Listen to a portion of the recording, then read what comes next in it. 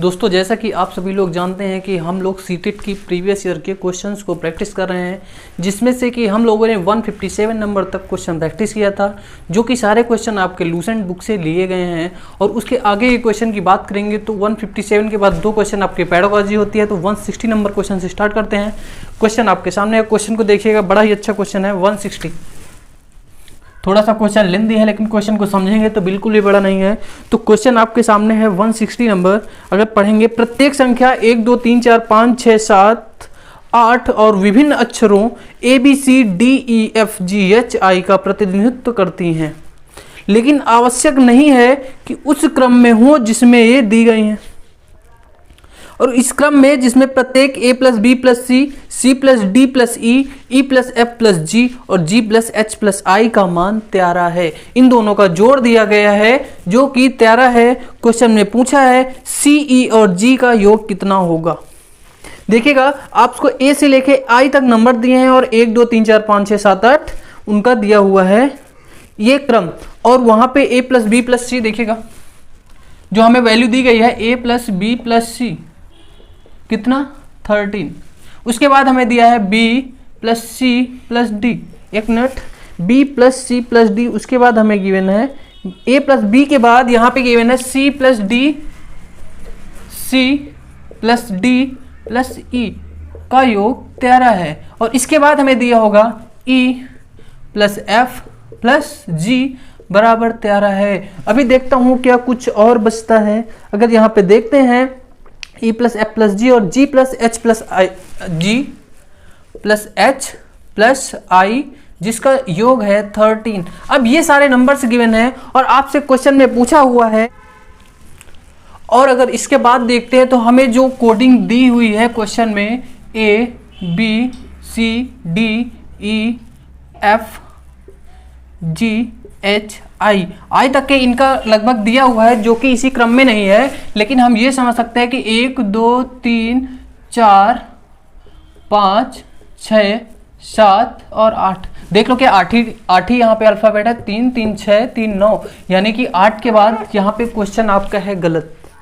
अगर आप यहीं तक की बात करते हैं, या इसको अगर आप पूरा, यानी कि अगर 9 अल्फ़ाबेट हैं यहाँ पे तो 9 अंक भी हमारे होने चाहिए, जो कि 8 ही हैं। तो यहाँ पे एक काम क्या करते हैं, एक हम 9 और ऐड कर लेते हैं कि यहाँ पे 9 होंगे, क्योंकि बिना उसके क्वेश्चन तो संभव ही नहीं है कि जब तक जितने नंबर्स होंगे, जितने अल्फ़ाबेट होंगे, उतनी ही वैल्यू आएंगी। सिंपल सी बात है। तो अभी क्वेश्चन को अगर आप देखेंगे, अगर इन सबको हम जोड़ें, अगर हम इन सबको जोड़ें, A से लेके I तक का जोड़ कितना होगा।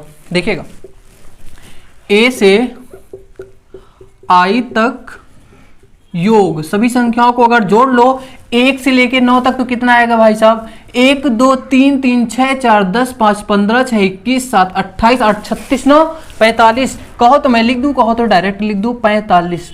ये इसका जोड़ कितना आएगा। आप बुक के सोल्यूशन में जाएंगे या बुक का क्वेश्चन देखेंगे तो वहां से थोड़ी सी मिस्टेक है, जो कि मैं सही कर दूंगा।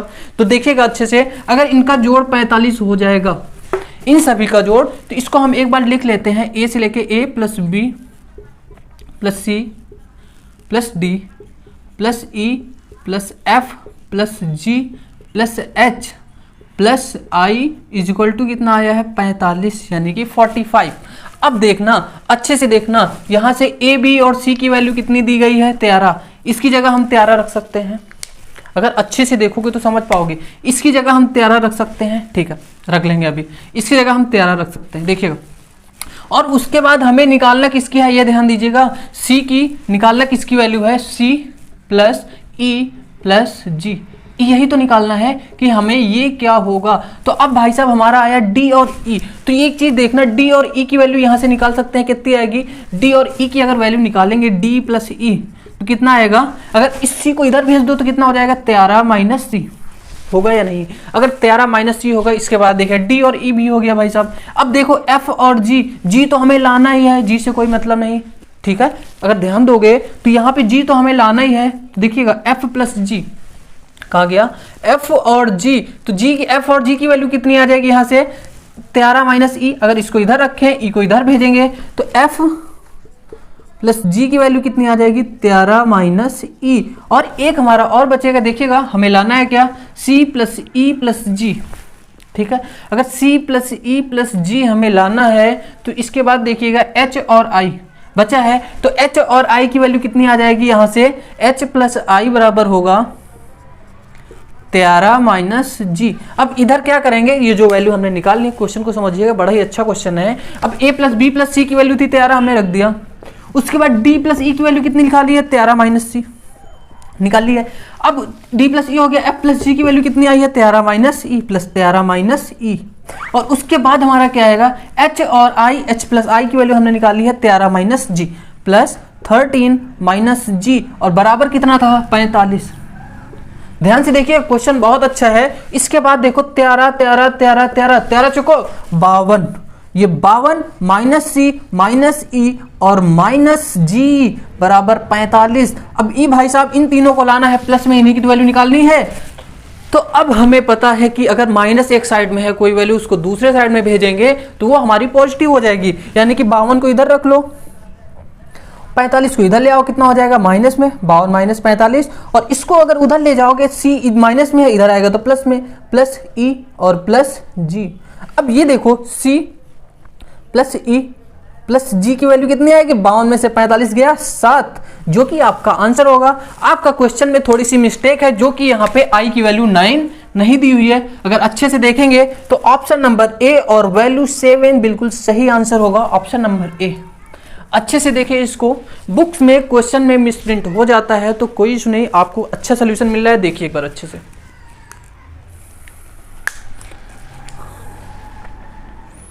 इसके बाद हम लोग बात करेंगे 163 नंबर क्वेश्चन, क्योंकि बाकी के सारे 20 के पेडागोजी के हैं, जो कि आप देखिएगा 163 नंबर क्वेश्चन।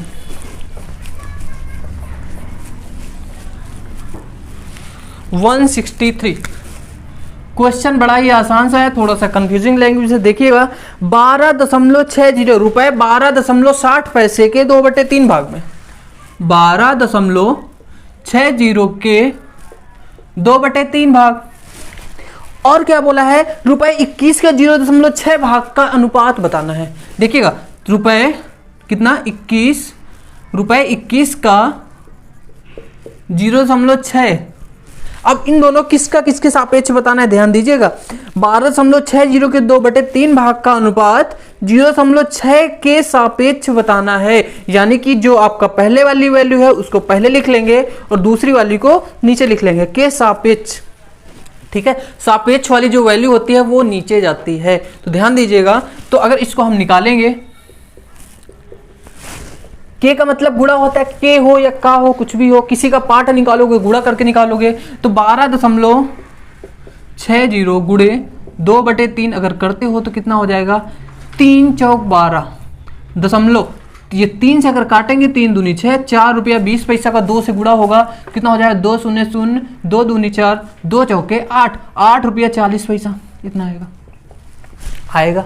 अब एक चीज क्वेश्चन में देख लेना कि आपका अनुपात कैसे दिया हुआ है, जैसे होगा वैसे ही दे लेंगे। अब इसको निकालो भाई साहब, 21 गुणे 0.6 गुणा कर लो, 6 का नाम 6, 6 दूनी 12, 12.6। क्यों दशमलव, क्योंकि यहाँ पे एक अंक पे दशमलव लगा हुआ था, तो हमने यहाँ पे लगा दिया, इतने रुपए। अब 12.6 रुपए का क्या मतलब है, ये 60 पैसा।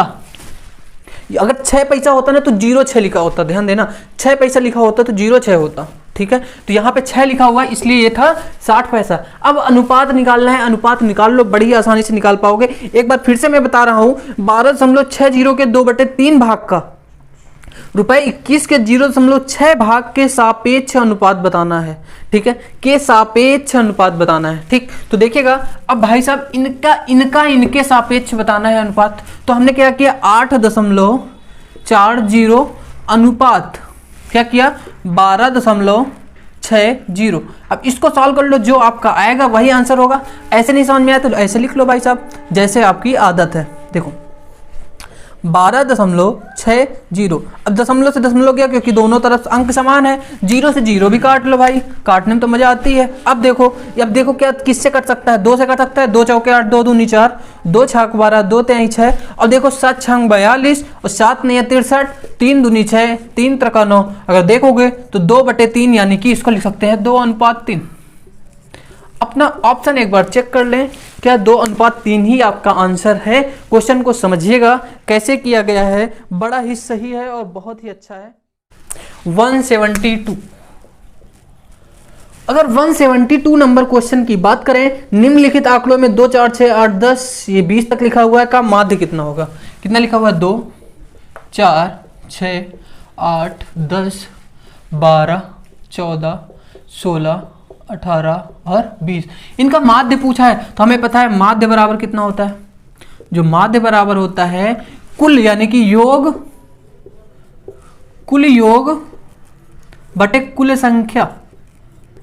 अब भाई साहब कुछ लोग समझ रहे होंगे कुल योग बटे कुल संख्या क्या है, तो भाई साहब यही होता है जो आपका औसत होता है ना, एवरेज होता है, वही चीज ये होती है। तो अगर इसको हम जोड़ेंगे, इसको अगर ऐड करें 2, 4, 6 यानी कि 2 + 4 प्लस ऐसे ही कहाँ तक 20 तक जोड़ेंगे, कितनी संख्याएं हुई, 2, 2, 4, 2, 6, 2, 8, 2, 10, 2 से लेके 20 तक आपकी 10 हुई, क्योंकि सम संख्याएं सारी हैं। 10 संख्या 10 से हमने भाग दे दिया। इसको आगे सॉल्व कर लीजिए, जो माध्य आपका आएगा ना, माध्य कितना आएगा, अगर जो 2, 4, 2, 6 यहाँ पे हमने सारे नंबर्स नहीं लिखे हैं, इसलिए मैं यहाँ से 4, 2, 6, 6, 6, 12, 12, 8, 20, 10, 30 और 30 के बाद आपका कितना हो जाएगा, 30, 10, 40, 2, 42, 4, 46, 10, 56, 6, 62, 10, 72, 72, 8, 80, 10, 90, 20, 110, 110 बटे 10, ये अगर निकालेंगे तो 11 आपका आंसर आ जाएगा। एक बार आप चेक कर लें क्या ऐसा ही कुछ आएगा। अच्छा 1 मिनट में और दूसरी तरीके से जोड़ के आपको बताता हूं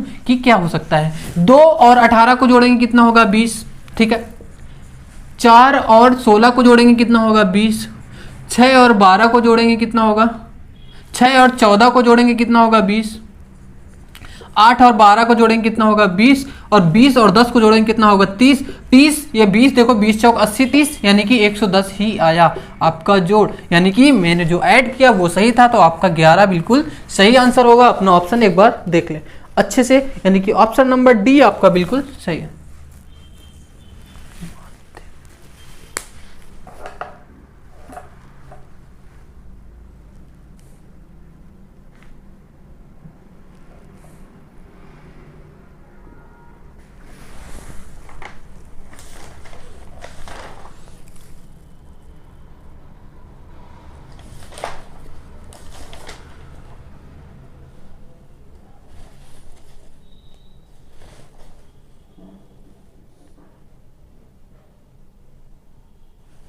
चलिए देखेंगे इसके बाद हम लोग अगला क्वेश्चन, जो कि आपका क्वेश्चन नंबर कौन सा होगा, क्वेश्चन नंबर 178 और बाकी सारे पेडागोजी के क्वेश्चन तो आप उनको खुद देखें बुक से, या तो मैं अगर लास्ट डे तक टाइम मिलता है तो मैं खुद करा दूंगा। तो देखेंगे 178, बड़ा ही अच्छा क्वेश्चन है, लॉजिकल, मैंने टाइम एंड वर्क का है, मैं एक बार पढ़ लेता हूं। यदि 15 व्यक्ति किसी कार्य को 48 दिनों में कर सकते हैं और 30 दिनों में उसी कार्य को समाप्त करने के लिए कितने व्यक्ति होंगे। 15 व्यक्ति 48 दिन में, और अगर यही काम करने के लिए कितने व्यक्ति हों आपको क्वेश्चन में दिया गया है। अगर 30 दिनों में उसी काम को करना है तो कितने व्यक्तियों की जरूरत पड़ेगी, कितने आदमी, और 30 दिन में पूरा करना है। याद नहीं आया क्या, मैन इंटू दिन यानी कि M1D1 = M2D2, याद आया। MDH/W, M होता है मैन, D होता है दिन। देखिएगा पूरा फॉर्मूला क्या होता है, MDH/W, तो इसको M1D1 H1 कर देते हैं, W1 इधर हो जाता है M2D2 और H2/W2। अगर बात करें यहाँ पे कि M क्या होता है भाई साहब, अब आप ये भी देख लो कि M क्या होता है, जरूरी है M, D और H और W। W क्या होता है, वर्क यानी कि काम। देखिएगा W होता है आपका वर्क यानी कि काम, काम होता तो नीचे से भाग दे देते, ठीक है, बटे W कर देते। H होता है आपका घंटा या और बोल दो, ठीक है, और डे होता है दिन, और ये M होता है मैन यानी कि आदमी हो या औरत, ठीक है, जो लोग काम कर रहे होंगे। सिंपल। अब अपना क्वेश्चन आ जाओ, क्वेश्चन कितना आसान है, 15 आदमी हैं 48 दिन तक करते हैं। अब ये भाई साहब नहीं पता है कि हमें M2 तो नहीं पता है, तो दिन लिख लो 30। अब देख लो काट लो, 15 दूना 30 और 2 से 24 बार में 48, यानी कि M2 जो आएगा ना वो 24 आएगा, यही 24 आपका आंसर होगा। अपना ऑप्शन चेक करें एक बार, बड़ा ही अच्छा क्वेश्चन, ऑप्शन नंबर सी बिल्कुल सही होगा। क्वेश्चन को समझिएगा, ऑप्शन नंबर सी बिल्कुल आपका सही होगा। देखिए